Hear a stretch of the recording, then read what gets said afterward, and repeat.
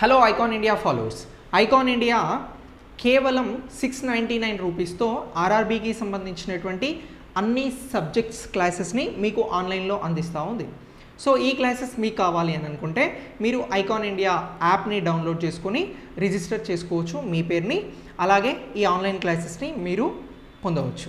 ఇక దీంతో పాటు దసరా ఆఫర్ సందర్భంగా ఐకాన్ ఇండియా గ్రూప్స్కి సంబంధించి కూడా భారీ ఫీ తగ్గింపుతో మీకు గ్రూప్స్ క్లాసెస్ని అందిస్తూ ఉంది. కేవలం 5,000 రూపాయలతో ఈ గ్రూప్స్ క్లాసెస్ని కూడా మీరు గ్రూప్స్కి ప్రిపేర్ అవ్వాలి అని అనుకున్నా, గ్రూప్స్కి సంబంధించిన ఆన్లైన్ క్లాసెస్ కావాలి అని అనుకున్నా మీరు ఐకాన్ ఇండియా అందిస్తున్నటువంటి ఈ ఆఫర్ని వినియోగించుకోవచ్చు.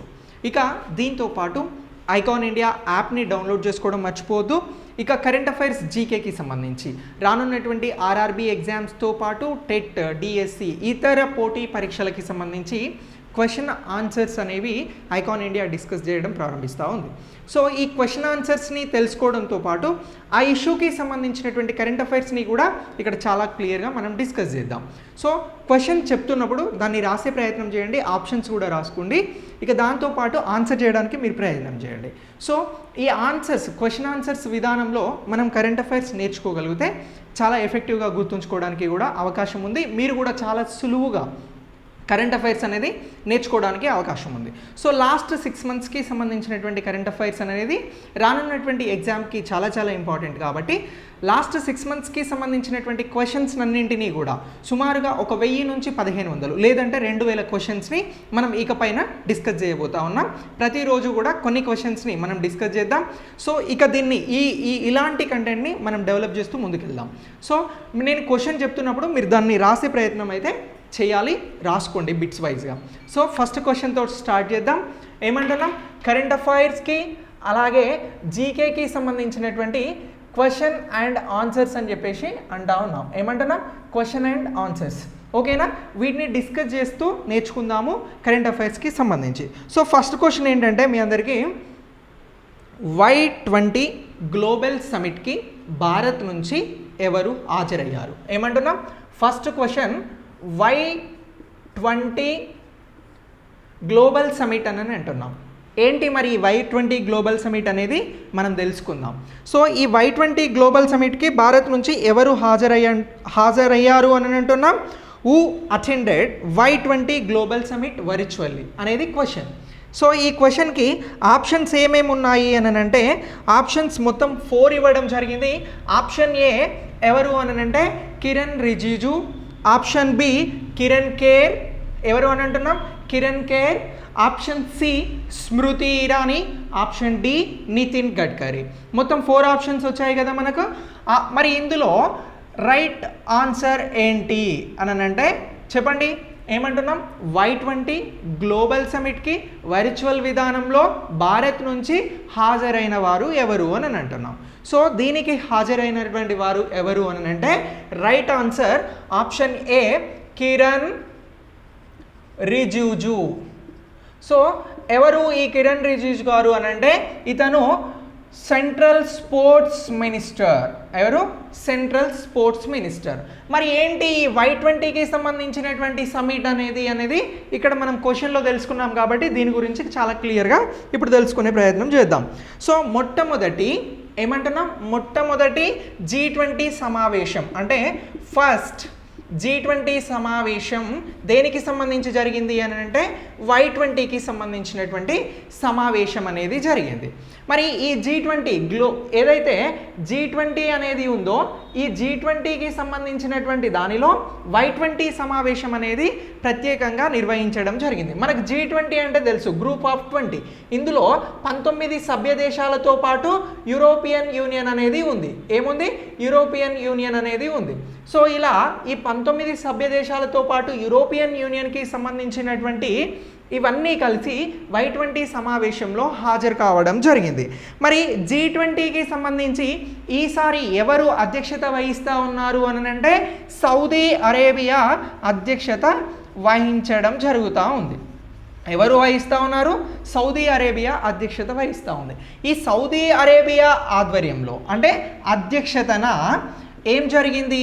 G20కి సంబంధించినటువంటి Y20 అనేటువంటి సమావేశం జరిగింది. మరి Y20 అంటే ఏంటి సార్ అని అంటే గ్రూప్ ఆఫ్ 20కి సంబంధించి యూత్ 20 అనేటువంటి సమావేశాన్ని నిర్వహించారు. దీన్ని ఎందుకు నిర్వహించారు అని అంటే ఏదైతే ఈ యువత సాధికారత కోసం ఏంటి యూత్ ఎంపవర్మెంట్ కోసం ఈ సమావేశాన్ని నిర్వహించడం జరిగింది.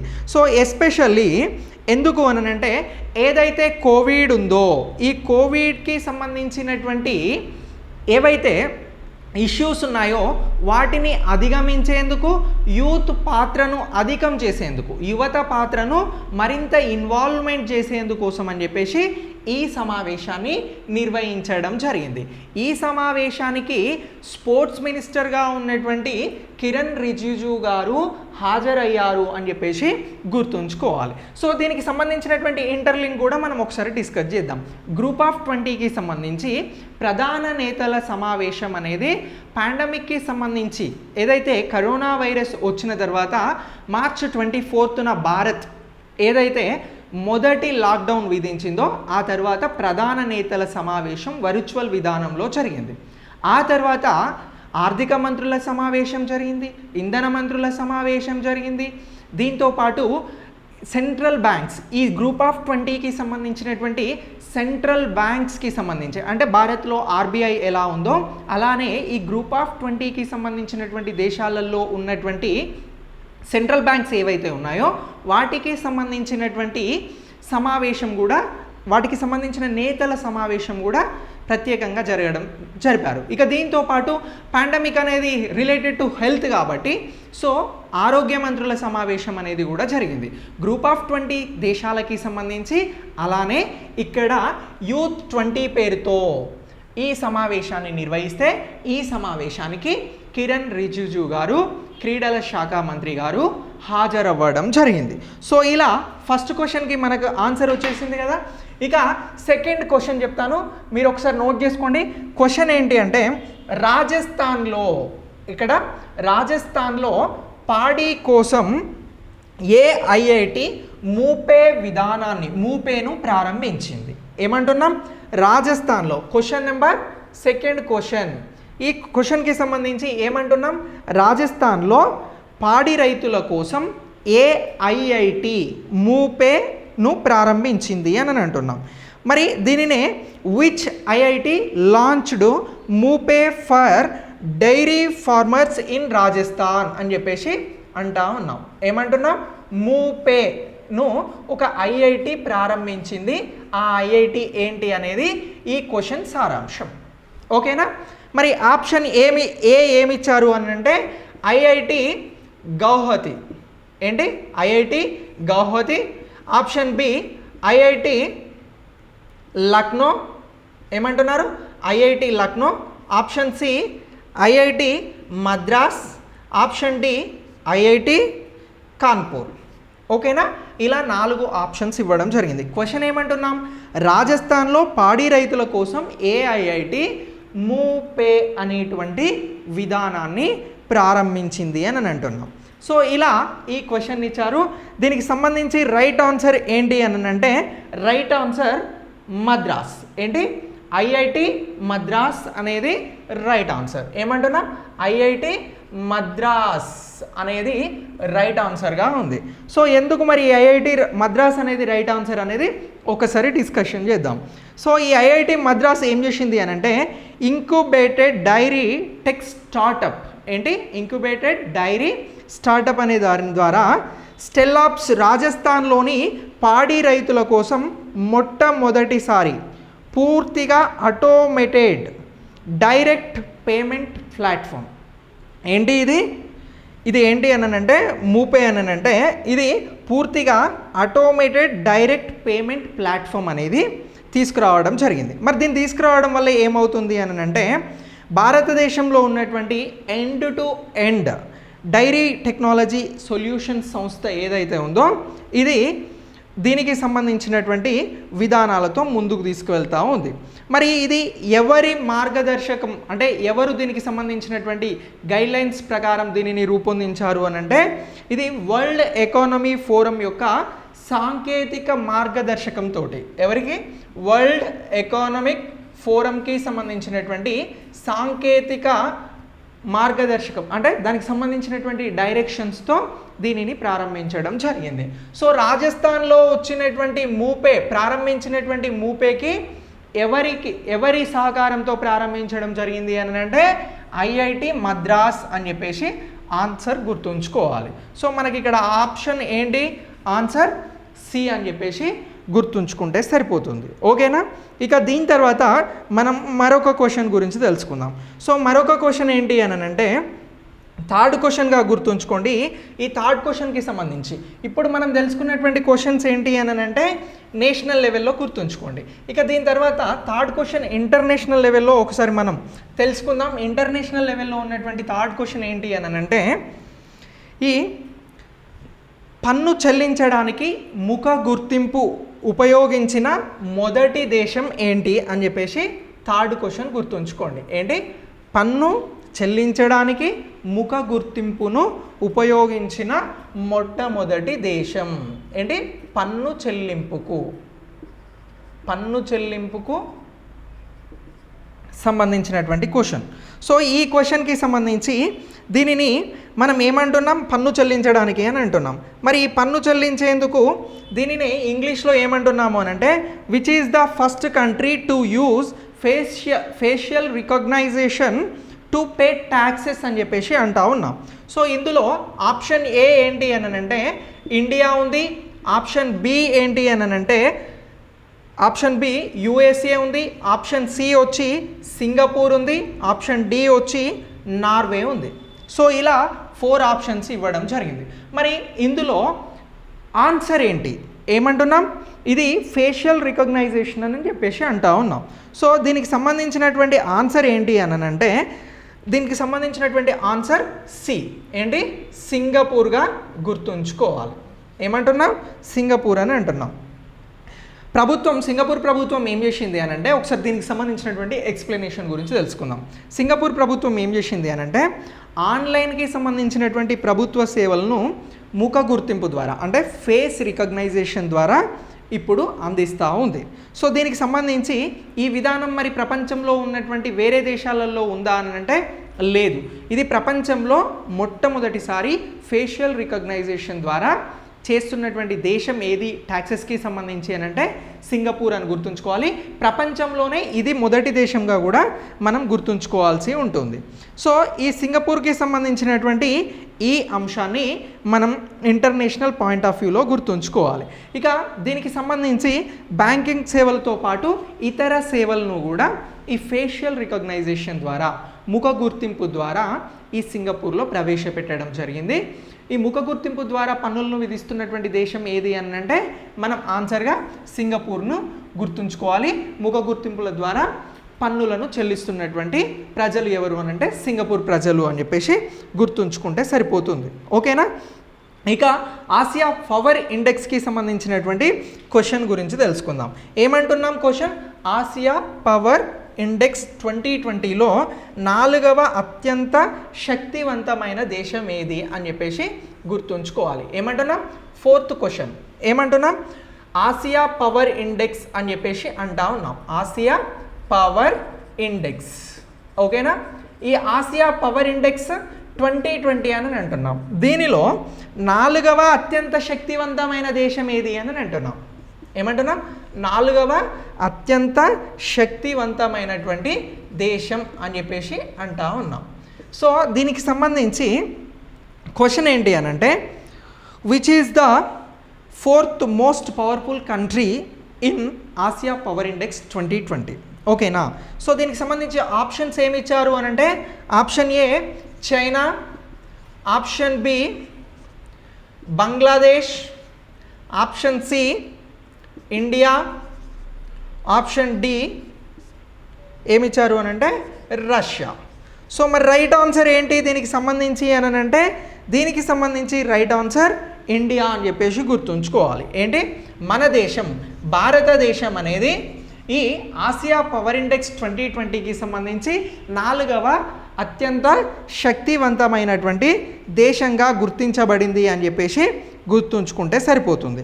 సో మరి దీనికి సంబంధించి దీనికి సంబంధించినటువంటి ఎక్స్ప్లెనేషన్ ఏముంది అనేది ఒక్కసారి మనం తెలుసుకుందాం. సో సిడ్నీకి చెందినటువంటి లోవీ ఇన్స్టిట్యూట్ ఈ పవర్ ఇండెక్స్ని విడుదల చేయడం జరిగింది. ఎవరు విడుదల చేశారు అని అంటున్నాం? లోవీ ఇన్స్టిట్యూట్. ఇది సిడ్నీకి చెందినటువంటి ఇన్స్టిట్యూట్. సో ఇందులో 2020కి సంబంధించినటువంటి ఈ పవర్ ఇండెక్స్లో మొత్తం 100 మార్కులను కేటాయించడం జరిగింది. ఎంత స్కోర్ని? 100 స్కోర్ని కేటాయించడం జరిగింది. ఈ స్కోర్లో భారత్ 4వ ర్యాంకులో నిలిచింది అని అంటున్నాం. మరి భారత్ 4వ ర్యాంకులో నిలవడానికి వచ్చినటువంటి స్కోర్ ఎంత భారత్కి సంబంధించి అని అంటే 39.7% రావడం జరిగింది. ఈ స్కోర్తో భారత్ అనేది 4వ ర్యాంకులో నిలిచింది. ఆసియా పవర్ ఇండెక్స్ 2020కి సంబంధించి 4th పొజిషన్లో నిలబడడం కోసం అని చెప్పేసి. సో ఇలా దీనిని గురించి మనం గుర్తుంచుకోవాలి. మరి ఆసియాకి సంబంధించినటువంటి ఎన్ని దేశాలను ఈ పవర్ ఇండెక్స్కి సంబంధించినటువంటి దానికోసం ప్రాతిపదికగా తీసుకోవడం జరిగింది అని అంటే మొత్తం 26 దేశాలను తీసుకోవడం జరిగింది. ఓకేనా? ఎన్ని దేశాలను తీసుకున్నారు ఆసియా ఖండానికి సంబంధించి? కాంటినెంట్ ఆఫ్ ఆసియాకి సంబంధించి 26 కంట్రీస్ని వారు తీసుకోవడం జరిగింది. ఓకేనా? సో ఇలా ఈ అంశాన్ని కూడా మనం అప్డేట్ అవ్వాల్సి ఉంటుంది. సో నెక్స్ట్ 5th క్వశ్చన్ గురించి డిస్కస్ చేద్దాం. 5th క్వశ్చన్ రాసుకోండి. క్వశ్చన్ చెప్తున్నాను. 2+2 సంభాషణ సందర్భంగా ఏమంటున్నాం? 2+2 సంభాషణ సందర్భంగా బీకా ఒప్పందంపై భారత్ ఏ దేశంతో సంతకం చేయాల్సి ఉంది? ఏమంటున్నాం? 5th క్వశ్చన్ ఏదైతే ఈ భారత్కి సంబంధించినటువంటి 2+2 సంభాషణ కోసం గుర్తుంచుకోండి. 2+2 సంభాషణ అని అంటున్నాం. సో ఈ 2+2 సంభాషణ కోసం అని చెప్పేసి బీకా ఒప్పందంపై భారత్ ఏ దేశంతో సంతకం చేయాల్సి ఉంది? ఇది క్వశ్చన్. ఈ క్వశ్చన్కి సంబంధించి ఆప్షన్ ఏ ఏమిచ్చారు అని అంటే పాకిస్తాన్ ఇవ్వడం జరిగింది. ఆప్షన్ బి ఏమిచ్చారు అని అంటే China, option C US, option D Russia. ఓకేనా? సో మరి ఇందులో రైట్ ఆన్సర్ ఏంటి అని అంటే రైట్ ఆన్సర్ వచ్చి సి అని చెప్పేసి గుర్తుంచుకోవాలి. ఏంటి రైట్ ఆన్సర్ వచ్చి సి, యునైటెడ్ స్టేట్స్ అనేది దీనికి సంబంధించి సంతకం చేయాల్సి ఉంది. రక్షణ మంత్రి రాజ్నాథ్ సింగ్ మరియు విదేశాంగ మంత్రి Jaishankar United states counter parts marks మరియు మైక్ పాంపియో ప్రకారం ఈ 2+2 సంభాషణ అనేది నిర్వహిస్తూ వస్తూ ఉన్నారు. సో ఇలా నిర్వహిస్తున్నటువంటి ఈ సంభాషణకి సంబంధించి అంటే ఇక్కడ సింపుల్గా గుర్తుంచుకోవాల్సింది ఏంటి అని అంటే 2+2 సంభాషణ అనేది ఏ దేశంతో భారతదేశానికి జరుగుతుంది అని అంటే యుఎస్ అని చెప్పేసి గుర్తుంచుకోవాలి. గతంలో మనం చెప్పుకున్నటువంటి కరెంట్ అఫైర్స్లో ఈ అంశం గురించి చాలా క్లియర్గా డిస్కస్ చేయడం జరిగింది. 2+2 సంభాషణకి సంబంధించి ఏదైతే అమెరికా ఉందో అమెరికాకి సంబంధించినటువంటి రక్షణ శాఖ, అమెరికాకి సంబంధించినటువంటి విదేశాంగ శాఖ, భారతదేశానికి సంబంధించినటువంటి రక్షణ శాఖ, భారతదేశానికి సంబంధించినటువంటి విదేశాంగ శాఖ, ఈ శాఖలకి సంబంధించినటువంటి మంత్రులు ఇరు దేశాలకి సంబంధించినటువంటి సంబంధాలపై చర్చించేదే 2+2 అనేటువంటి డైలాగ్. సో ఈ 2+2కి సంబంధించినటువంటి దానికి సంబంధించి ఈ బీకా ఒప్పందానికి సంబంధించి భారత్ యుఎస్తో సంతకం చేయాల్సి ఉంది అని చెప్పేసి గుర్తుంచుకుంటే సరిపోతుంది. ఓకేనా? ఇక దీని తర్వాత మనం మరొక క్వశ్చన్ గురించి తెలుసుకుందాం. సో మరొక క్వశ్చన్ ఏంటి అని అంటే భారతదేశం. నెక్స్ట్ 6th క్వశ్చన్ రాసుకోండి. 6th క్వశ్చన్ ఏంటి అని అంటే భారతదేశం ఏ దేశంతో మొదటి ఉమ్మడి కమిషన్ సమావేశాన్ని నిర్వహిస్తూ ఉంది? ఏమంటున్నా? 6th క్వశ్చన్ భారత్ ఏ దేశంతో ఉమ్మడి కమిషన్ సమావేశం అని అంటున్నాం? ఏమంటున్నాం? ఉమ్మడి కమిషన్ సమావేశం. ఓకేనా? సో ఈ ఉమ్మడి అంటే India hold first joint commission meeting with which country అని చెప్పేసి అంటా ఉన్నాం. సో దీనికి సంబంధించి ఆప్షన్ ఏ ఏంటి అని అంటే పాకిస్తాన్. ఏంటి? పాకిస్తాన్ ఉంది. ఆప్షన్ బి వచ్చి ఇజ్రాయెల్ ఉంది. ఆప్షన్ సి వచ్చి ఇరాన్ ఉంది. అలాగే ఆప్షన్ డి వచ్చి చిలీ ఉంది. సో ఇలా ఈ కంట్రీస్కి సంబంధించి మరి రైట్ ఆన్సర్ ఏంటి అని అంటే ఆప్షన్ డి అనేది రైట్ ఆన్సర్. ఏంటి? ఆప్షన్ డి చిలీ అనేది మనకు ఆన్సర్గా ఉంది. సో భారత్ ఉమ్మడి కమిషన్ సమావేశాన్ని ఈ దేశంతో చిలీ దేశంతో నిర్వహించబోతూ ఉంది. భారత్ అలాగే చిలీ ఈ రెండు కూడా ఈ కమిషన్ను నిర్వహించనున్నాయి. సో దీనికి సంబంధించి వాణిజ్యం, వ్యవసాయం, ఆరోగ్యం, సామాజిక భద్రత, రక్షణ, అంతరిక్షంతో సహా అనేక రంగాలలో ఈ ఇరు దేశాలు కూడా సహకారాన్ని పంచుకోబోతూ ఉన్నాయి. సో దీనికి సంబంధించే ఈ ఉమ్మడి కమిషన్ సమావేశం అనేది భారత్ అలాగే చిలీ మధ్యన నిర్వహించబోతూ ఉన్నారు. ఓకేనా? సో ఇలా ఈ క్వశ్చన్ని కూడా మీరు అప్డేట్ చేసుకోండి. ఇక దీని తర్వాత మనం నెక్స్ట్ క్వశ్చన్ గురించి తెలుసుకుందాం. సో నెక్స్ట్ క్వశ్చన్ ఏంటి అని అంటే, నెక్స్ట్ క్వశ్చన్ వచ్చి వ్యవసాయానికి సంబంధించినటువంటి అంశం గురించి తెలుసుకుందాం. ఏమంటున్నాం? వ్యవసాయ రిలేటెడ్గా ఉన్నటువంటి టాపిక్ అంటే క్వశ్చన్స్ గురించి తెలుసుకుందాం. సో ఇప్పుడు 7th క్వశ్చన్గా దీనిని గుర్తుంచుకోండి. ఈ 7th క్వశ్చన్కి వచ్చి అంఫాన్ తుఫాన్ దెబ్బతిన్న మౌలిక సదుపాయాలను పునర్నిర్మించడం కోసం పశ్చిమ Bengal national bank for agriculture and rural development ఎంత నిధులను మంజూరు చేస్తూ ఉంది?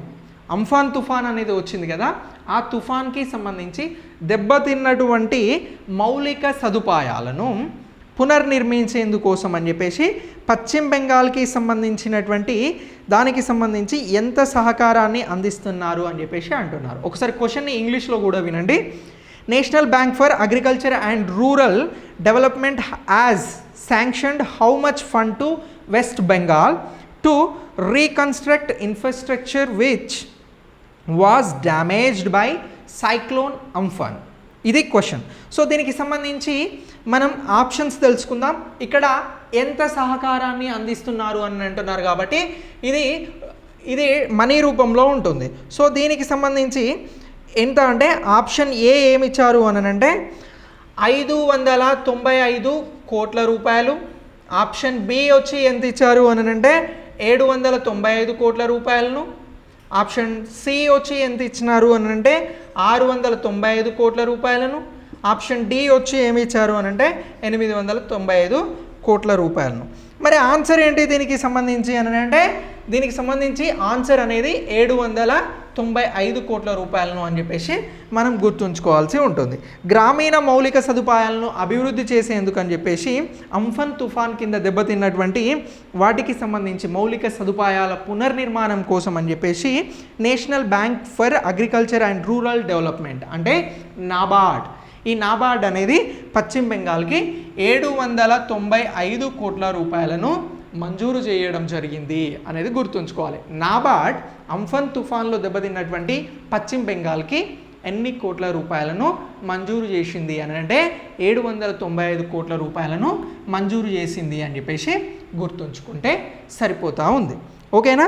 ఇక దీని తర్వాత మనం మరొక క్వశ్చన్ గురించి తెలుసుకుందాం. సో మరొక క్వశ్చన్ ఏంటి అని అంటే, ఆర్ఆర్బి వాళ్ళు దీన్ని చాలా క్లియర్గా గుర్తుంచుకోండి. ఏదైతే ఇటీవల ఏర్పాటు చేసినటువంటి తాజాగా ఏర్పాటు చేసినటువంటి రైల్వే జోన్ ప్రధాన కార్యాలయం ఎక్కడ ఉంది? ఏమంటున్నాం?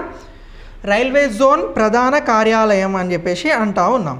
సో దీన్ని 8th క్వశ్చన్గా అప్డేట్ చేసుకోండి. క్వశ్చన్ ఏమంటున్నాం? The latest railway zone of India is headquartered at. Options ఏమి ఇచ్చారు దీనికి అని అంటే, ఆప్షన్ ఏ ఏమి ఇచ్చారు అని అంటే Jalandhar, option B Visakhapatnam, option C ఏమి ఇచ్చారు అని అంటే option C Guwahati, option D ఏమి ఇచ్చారు అని అంటే లక్నో. ఓకేనా? మరి రైట్ ఆన్సర్ ఏంటి దీనికి సంబంధించి అని అంటే విశాఖపట్నం అని చెప్పేసి గుర్తుంచుకోవాలి. సో ఈ విశాఖపట్నం అనేది ఇటీవల ఏర్పాటు చేసినటువంటి రైల్వే జోన్కి సంబంధించినటువంటిది. సో దీన్ని మనం ఆర్ఆర్బీకి సంబంధించినటువంటి క్లాస్లో ప్రత్యేకంగా డిస్కస్ చేయడం జరిగింది రైల్వే ఎగ్జామ్స్కి సంబంధించి. సో ఈ రైల్వే ఎగ్జామ్స్కి సంబంధించి డిస్కస్ చేసినటువంటి దానిలో కొత్త రైల్వే జోన్ అనేది southern Coast railway zone. So దీనికి సంబంధించినటువంటి కొత్త రాష్ట్రంగా అంటే రాష్ట్ర బైఫరికేషన్ జరిగిన తర్వాత, స్టేట్ బైఫరికేషన్ తర్వాత ఆంధ్రప్రదేశ్ రాష్ట్రానికి సంబంధించి రైల్వే ప్రాధాన్యతను పెంచడానికి, రైల్వే మౌలిక సదుపాయాలను పెంచడం కోసం అని చెప్పేసి ఈ రైల్వే కోస్టా ఏదైతే రైల్వే జోన్ సదరన్ కోస్టల్ని ఏర్పాటు చేయడం జరిగింది. సో దీనికి సంబంధించినటువంటి ప్రధాన కార్యాలయం ఎక్కడ ఉంది అని అంటే విశాఖపట్నం అని చెప్పేసి గుర్తుంచుకుంటే సరిపోతూ ఉంది. ఓకేనా? సో ఇలా ఈ క్వశ్చన్ని కూడా మనం అప్డేట్ చేసుకోవాల్సి ఉంటుంది. ఇక దీని తర్వాత మనం నెక్స్ట్ క్వశ్చన్గా ఏం తెలుసుకుందాము అని అంటే 9th క్వశ్చన్ గురించి తెలుసుకుందాం. ఈ 9th క్వశ్చన్కి సంబంధించినటువంటి దానిని మీరు గుర్తుంచుకోండి. సో ప్రముఖ గణిత శాస్త్రవేత్త మైకల్ అథియా ఇటీవల చనిపోయారు. సో అతను ఏ దేశానికి చెందినవారు? ఏమంటున్నారు? ప్రముఖ గణిత శాస్త్రవేత్త అని అంటున్నారు. మరి ఈ ప్రముఖ గణిత శాస్త్రవేత్త పేరు ఏంటి అని అంటే మైకల్ అథియా అని చెప్పేసి ఇతని పేరు ఉంది. సో ఈ మైకల్ అథియా ఏ దేశానికి సంబంధించినటువంటి వారు అని చెప్పేసి అంటా ఉన్నారు. So noted mathematician Michael Atiyah was passed away recently. He belongs to which country అని చెప్పేసి అడుగుతూ ఉన్నారు. సో దీనికి సంబంధించి ఆప్షన్ ఏ బ్రెజిల్ అని ఉంది, ఆప్షన్ బి ఏముంది అని అంటే జర్మనీ అని ఉంది, ఆప్షన్ సి ఏది ఉంది అని అంటే యునైటెడ్ కింగ్డమ్ యూకే ఉంది, ఆప్షన్ డి వచ్చి యునైటెడ్ స్టేట్స్ ఆఫ్ అమెరికా అని ఉంది. సో మరి ఈ మైకల్ అథియా అనే అతను ఏ దేశానికి సంబంధించినటువంటి అతను అని అంటే ఇతను యునైటెడ్ కింగ్డమ్, అంటే ఆప్షన్ సి అనేది రైట్ ఆన్సర్గా మనం చూడవచ్చు. ఏంటి రైట్ ఆన్సర్ ఏంటి? యునైటెడ్ కింగ్డమ్కి చెందినతనే ఈ మైకల్ అథియా. ఇతను ఏంటి? ప్రముఖ గణిత శాస్త్రవేత్త అని చెప్పేసి అంటా ఉన్నాం. సో ఇతను మరి ఏం చేశారు అని అంటే topological K theory and Atiyah Singer index సిద్ధాంతం అని పిలువబడేటువంటి గణిత శాస్త్రానికి సంబంధించినటువంటి దానికోసం ఇతను కృషి చేయడం జరిగింది. మైకల్ అథియా ప్రముఖ గణిత శాస్త్రవేత్త ఇటీవల చనిపోవడం జరిగింది. అతను ఏ దేశానికి సంబంధించినట్టు అని అంటే యునైటెడ్ కింగ్డమ్ అని చెప్పేసి గుర్తుంచుకుంటే సరిపోతూ ఉంది. సో ఓకేనా? సో ఇలా ఈ 9th క్వశ్చన్ని కూడా మీరు అప్డేట్ చేసుకోండి. ఇక దీని తర్వాత మనం మరొక క్వశ్చన్ గురించి తెలుసుకుందాం. అది ఏంటి అని అంటే నెక్స్ట్ క్వశ్చన్ వచ్చి అవార్డులు అలాగే రివార్డుల గురించి తెలుసుకుందాం. సో ఈ అవార్డులకి సంబంధించి ఏ క్వశ్చన్స్ ఇంపార్టెంట్ క్వశ్చన్స్గా ఉన్నాయి అనేది మనం ఇక్కడ తెలుసుకుందాం. సో 10th క్వశ్చన్గా గుర్తుంచుకోండి. 10th క్వశ్చన్ ఏమంటున్నాం? 10th క్వశ్చన్ అననే wildlife photographer of the year అవార్డును ఎవరు గెలుచుకున్నారు? ఏమంటున్నాం? క్వశ్చన్ ఏంటి? Wildlife photographer of the year అవార్డుని ఎవరు గెలుచుకున్నారు అని చెప్పేసి అంటా ఉన్నాం. సో మరి ఈ వైల్డ్ లైఫ్ దీన్నే ఒకసారి ఇంగ్లీష్లో తెలుసుకుందాం. Who one wild life photographer of the year award అని చెప్పేసి అంటా ఉన్నాం. సో దీనికి సంబంధించి మరి ఈ అవార్డుని ఎవరు గెలుచుకున్నారు అనే దానికంటే ముందు ఒక్కసారి ఆప్షన్ ఏ దీనికి సంబంధించి ఐశ్వర్య శ్రీధర్ అని చెప్పేసి గుర్తుంచుకోండి. ఏంటి? ఐశ్వర్య శ్రీధర్. ఆప్షన్ బి ఎవరు అనంటే రతికా రామస్వామి. ఆప్షన్ సి ఏంటి అనంటే మైఖేల్ నికోలస్ అని చెప్పేసి గుర్తుంచుకోండి. ఆప్షన్ డి వచ్చి ఇవి ఏవి కావు, పైవేవి కావు. మరి ఏంటి రైట్ ఆన్సర్? ఏమంటున్నాం? Wild photographer of the year అవార్డ్ని గెలుచుకున్న వారు ఈ ముగ్గురులో ఎవరు అని చెప్పేసి అంటా ఉన్నాం. అసలు ఈ ముగ్గురైనా కాదా అనేది కూడా ఇక్కడ ఒక ఆప్షన్ ఇవ్వడం జరిగింది. మరి దీనికి ఆప్షన్ వచ్చి ఏంటి అనంటే ఆప్షన్ వచ్చి రైట్ ఆన్సర్ ఏంటి అనంటే ఏ అనేది రైట్ ఆన్సర్. ఎవరు గెలుచుకున్నారు wildlife photographer of the year అవార్డ్ని అని అంటే ఐశ్వర్య శ్రీధర్ గారు గెలుచుకున్నారు. ఈ ఐశ్వర్య శ్రీధర్ గారు ఏ ప్రాంతానికి సంబంధించినటువంటి వారు? వీరు దేనికి సంబంధించి గెలుచుకున్నారు అని అంటే ఈమె వచ్చి ముంబైకి సంబంధించినటువంటి ఆవిడే ఈ ఐశ్వర్య శ్రీధర్. ఈమెకి సంబంధించి 2020కి సంబంధించినటువంటి వైల్డ్ లైఫ్ ఫోటోగ్రఫీ అవార్డ్ అనేది రావడం జరిగింది. ఏంటి? వైల్డ్ లైఫ్ ఫోటోగ్రాఫ్ అవార్డ్ అనేది రావడం జరిగింది.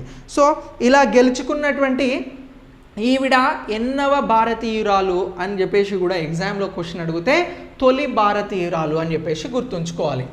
ఇండియా ఫస్ట్ ఉమెన్ అని చెప్పేసి గుర్తుంచుకోవాలి. తొలి భారతీయురాలు అంటే ఇంతకుముందు వైల్డ్ లైఫ్కి సంబంధించినటువంటి photo of the year award అనేది భారతదేశంలో ఎవరికి రాలేదు, ఫస్ట్ టైం వచ్చినటువంటి లేడీ ఎవరు అని అంటే ఐశ్వర్య శ్రీధర్. ఈమెకి ఈ అవార్డు అనేది 2020కి గాను వచ్చింది అని చెప్పేసి చెప్తా ఉన్నాం. ఓకేనా? సో ఈ ప్రతిష్టాత్మకమైనటువంటి అవార్డ్ ఇప్పటికీ అంటే ఇది ఎన్నవసారి అని అంటే ఇది 56వసారి ఈ అవార్డుని ఇవ్వడం జరుగుతుంది. ఇక లైట్స్ ఆఫ్ ప్యాషన్ ప్రపంచంలో 80 దేశాల నుంచి దీనికి సంబంధించి 50,000 ఎంట్రీలు రావడం జరిగింది. ఎన్ని దేశాల నుంచి? 80 దేశాల నుంచి 50,000 ఎంట్రీలు వస్తే అందులో ది గ్రేట్ ఐశ్వర్య శ్రీధర్ గారు ఎంపిక కావడం జరిగింది. అవార్డు ఏమంటున్నాం? Wildlife photographer of the year award అని చెప్పేసి గుర్తుంచుకుంటే సరిపోతుంది. సో ఫ్రెండ్స్, ఈ 10 క్వశ్చన్స్ కూడా మీకు షాంపిల్గా ఇవ్వడం జరుగుతూ ఉంది. సో ఇలాంటి క్లాసెస్ మనం డైలీ డిస్కస్ చేయడానికి అవకాశం ఉంటుంది. క్లాస్ ఎలా ఉందో ఓపెన్గా కమెంట్ రూపంలో మీరు చెప్పండి. ఇంకా మనం ఏమైనా డెవలప్మెంట్ దీంట్లో తెలుసుకోవాల్సింది ఉందా, ఇంకా ఎలా డిస్కషన్ చేస్తే ఎలాబరేట్గా మనం ఈ క్వశ్చన్ ఆన్సర్స్ని, కరెంట్ అఫైర్స్ని, జీకేని నేర్చుకుంటే బాగుంటుందో మీ ఒపీనియన్ని కామెంట్ బాక్స్లో పోస్ట్ చేయండి. ఓకేనా? సో ఇలా మీరు ఈ క్లాస్ ఓకే అంటే ఇలాంటి క్లాసెస్ రెగ్యులర్గా అందించడానికి నేను సిద్ధంగా ఉంటాను. ఇక చాలామంది కూడా కరెంట్ అఫైర్స్కి సంబంధించి అడుగుతూ ఉన్నారు. కొంచెం హెక్టిక్ షెడ్యూల్ వల్ల కరెంట్ అఫైర్స్ అనేది రెగ్యులర్గా పాసిబుల్ కావడం లేదు. త్వరలో రెగ్యులర్గా చేయడానికి ట్రై చేస్తాను. క్వశ్చన్ ఆన్సర్స్ అయితే రెగ్యులర్గా ఇచ్చే ప్రయత్నం చేద్దాం. మీరు ఆలోచించండి. ఈ క్లాస్కి సంబంధించి మీకు నచ్చితే మీ ఫ్రెండ్స్కి షేర్ చేయండి. మీరు తప్పకుండా మీ ఒపీనియన్ని కమెంట్ రూపంలో తెలపండి. Thanks for watching.